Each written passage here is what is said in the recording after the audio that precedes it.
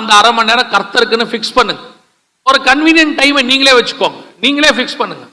கணவர்கிட்ட சொல்லுங்க, இந்த நேரத்துக்கு வீட்டுக்கு வந்துருங்கன்னு சொல்லுங்க. அவர் ஒன்றும் வெளியே ஒன்றும் செய்ய மாட்டார். வேலையை முடிச்சுட்டு எவன் கூடயாவது உட்காந்து டீ கடையில் டீ குடிச்சுக்கிட்டு பஜ்ஜி தின்னுக்கிட்டு இருப்பாப்புல. ஒன்றும் பெரிய அதானி அம்பானி வேலை பார்க்க போறதில்ல. வெளியே வேலையை முடிச்சுட்டு இருக்கிறவனெல்லாம் கூப்பிட்டுக்கிட்டு டீ கடையில் முனையில உட்காந்துக்கிட்டு பஜ்ஜியை தின்னுபிட்டு நைட்டு 2 மணிக்கு ஏஞ்சி நெஞ்சில் ஏதோ ஓடுதும்பாப்புல. அதுக்கு அதான் காரணம். அந்த ஆளை முதல்ல வீட்டுக்கு வர சொல்லுங்க. ஒரு 8 மணி 8:30 வந்துருங்க. பாவம் அந்த ஆள் வீட்டுக்கு வரதுக்கே பயப்படுறான். அது அடுத்த கொடுமையா இருக்கு. வீட்டுக்கு போனா என்ன பிரச்சனையோ அப்படின்ட்டு அவன் வெளியவே இருக்கான்.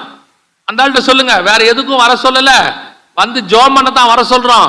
ஒரு 8, 8:30 வந்துருங்கன்னு சொல்லி கணவர் மனைவி பிள்ளைகள் உட்கார்ந்து ஒரு அரை மணி நேரம் கர்த்தருக்கு டைம் கொடுங்க. உங்கள் குடும்பத்தை வருகிற வருஷத்தில் கர்த்தர் எப்படி ஆசீர்வதிக்கிறார்னு பாருங்க. நீங்கள் கொஞ்சத்தில் உண்மையாக இருந்தால் கர்த்தர் என்ன செய்வாராம்?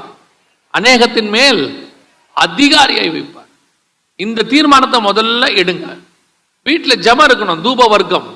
யோசிச்சு பாருங்க, நோவா பேழையை விட்டு வெளியே வரார். வந்த உடனே பலி செலுத்துறாரு.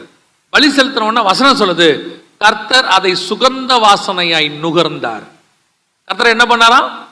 சுகந்த வாசனையாய் நுகர்ந்தார். அந்த நுகர்ந்த உடனே அவர் சொல்றாரு, இனி நான் பூமியை அழிக்க மாட்டேன். அதான் பாதுகாப்பு.